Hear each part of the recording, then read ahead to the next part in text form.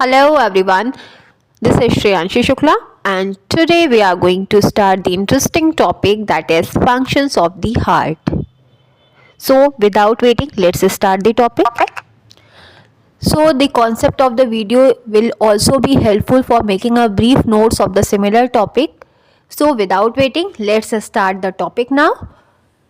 As we know that human ingests food for its energy. इंसान जो भोजन करता है वो इसलिए करता है कि वो एनर्जी मिल सके उसे।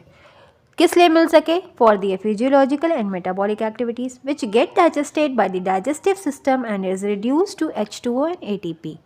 और अब यहाँ क्या होता है कि भोजन करने के बाद ये डाइजेस्ट होता है और डाइजेस्ट होने के बाद एनर्जी के फॉर्म में, ATP के फॉर्म में और H2O यानी कि वाटर के फॉर्म में हमारी बॉडी में रिलीज़ हो जाता है।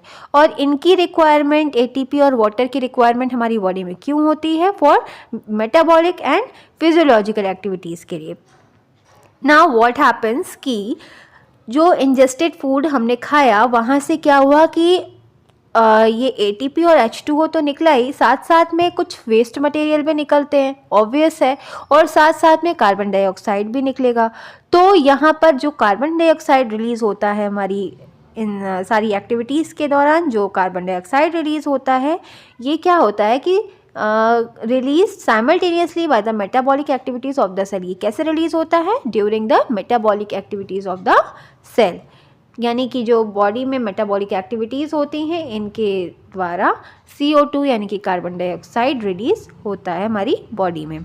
CO2 and waste material released into the blood. और ये जो CO2 यानी कि कार्बन डाइऑक्साइड है और वेस्ट मटेरियल जो है ये हमारे कहाँ पे रिलीज़ होता है? किस पार्ट में? Into the blood. As we know that our body is not gaseously permeable, so the blood carries CO2 released during metabolic activities of the cell and reduction of food and is carried by veins to vena cava। तो ये जो CO2 और waste material हमारी blood में release हुआ था, इसको blood लेते हुए ये वेन्स में एंटर करता है, वेन्स से वेना कावा में एंटर करता है, जो कि एट्रिया में, फर्दर एट्रिया में एंटर होगा और एट्रिया से होते हुए हमारे राइट वेंट्रिकल में एंटर करेगा to the tricuspid valve and फिर वहाँ से ये पुश होगा और पुश होते ही पल्मोनरी आर्टरी में एंटर करेगा थ्रू सिस्टोल मूवमेंट। दो तरह के मूवमेंट हमारे हार्ट में होते हैं, एक डायस्टोल मूवमेंट होता है, दूसरा सिस्टोल मूवमेंट होता है।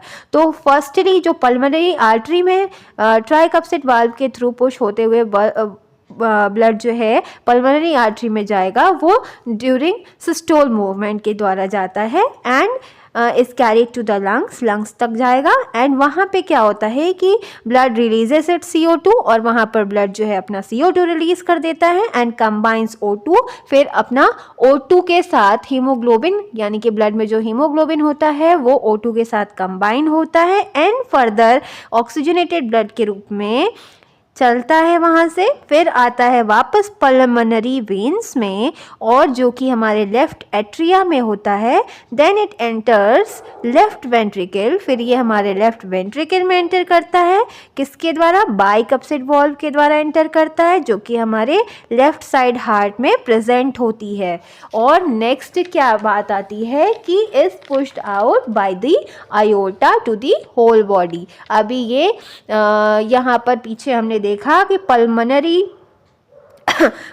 आर्टरी के द्वारा सिस्टोल मूवमेंट से ये लंग्स तक पहुंचता है और वहां पर फ्रेश होके O2 और हीमोग्लोबिन कंबाइन होते हैं, ऑक्सीजनेटेड ब्लड में कन्वर्ट होता है, फिर वापस हमारे पल्मोनरी वेन्स में आता है, लेफ्ट एट्रिया में जाता है, फिर वहां से लेफ्ट वेंट्रिकल में बाइकप्सिड वॉल्व के द्वारा, फिर लेफ्ट साइड के हार्ट में हमारे वापस आता है। उसके बाद ये फिर पुश होता है ब्लड, पूरा जो ऑक्सीजनेटेड ब्लड है ये पुश होता है आयोर्टा में जाता है, फिर ये हमारी होल बॉडी में ऑक्सीजनेटेड ब्लड ट्रांसपोर्ट हो जाता है। एंड अब हमें ये भी जानने की ज़रूरत है कि इस टाइप के जो सर्कुलेशन इनसाइड दी बॉडी, हमारी ये जो सर्कुलेटरी सिस्टम है, इस सर्कुलेटरी सिस्टम को हम एक तरीके से डबल सर्कुलेटरी सिस्टम ही कहते हैं, क्योंकि ये डबल टाइम सर्कुलेट करता है। That's why we say that the circulatory system is also called the double circulatory system.